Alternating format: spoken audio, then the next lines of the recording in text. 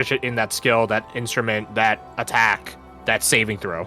That's what it affects. I think it's working then, because if I look at acrobatics on my sheet, with the check it's a 5, without the check it's a 3, but I'm supposed to have a 3 bonus, so with the check it should be 6, should it not? Or am I not understanding? Are you proficient in it?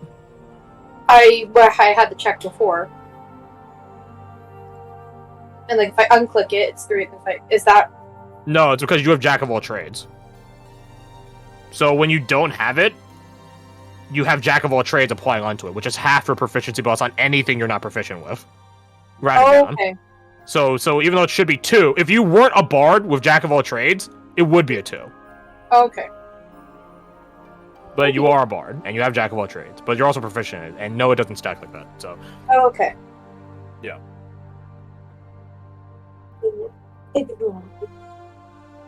Alright, so let's see. What happened last night? You guys will probably get a more thorough answer in-game from Vasso himself, but the long and short of it is... In the middle of last night, Vasso, he couldn't sleep. Like, he was stewing on all of his failures the previous day. Like, that wasn't some fey machination, that was entirely on him. He was the last one in, he contributed the least to the fight, and he also ran away from his friends. He ditched them. Barely lived. Exactly, and not by any virtue of his, the virtue of yours. So he couldn't sleep. Then he heard talking from down the hall. Before you asked, no, none of you guys ever heard any of this talking. Even though some of you guys stayed up to go talk to Lyko, and some of you stayed up to go eavesdrop on other people. None of you guys heard this talking. Only him. He opened the door and went to go investigate, and he heard Lyko reading a magical message to be sent off to someone. He never caught the person's name of who it was meant to be sent off with, but he knew it was whoever held dominion over Brendan prior. She was selling out Brendan to whoever this person is. That makes sense. Yeah, it tracks with like him looking over to Brenda at that one point. She caught him, as Fae are off to do in their own house, and made a deal with him. If he goes through a trial, his own, just him, he can't call his buddies, because he so very clearly failed. And I don't think it takes a particularly wise or insightful person to realize that this is totally... She wanted to get caught, exactly. This is all a setup. Of course, Vasso is but only a man. Yeah, a very sleep-deprived, mentally not there man. Yes. She gave him a deal. He goes through a trial, just him, and in return she won't send that message, and because she's so fair, she'll even give him a little bit of a buff, a bolster, to make sure he doesn't just get wiped. Yeah, just in case. Right? Make it fun. Keep it fair, said the fairy.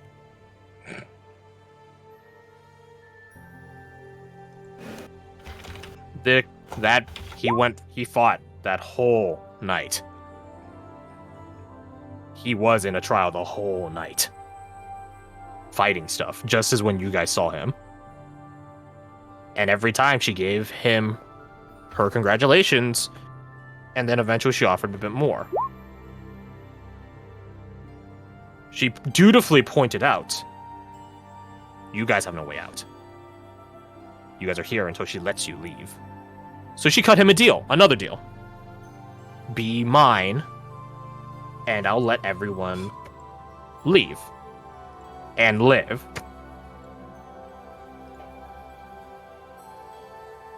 He technically followed through that. He was hers. She didn't specify for how long.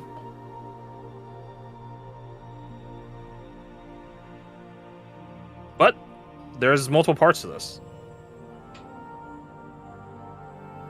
Was he really doing it for you? Or was he doing it for himself? Carrot and the stick.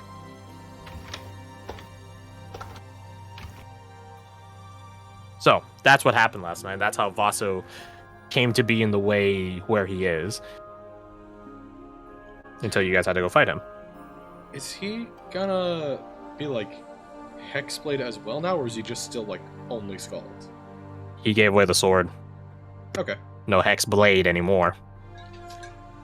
All that talent and power mustered into him is gone now. Now it's just Vasso. That sounds better that way, anyways. I mean, she will gladly keep him around if he's willing.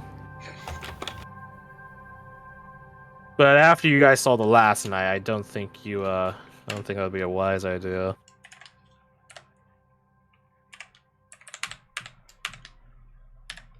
So yeah, that's what happened.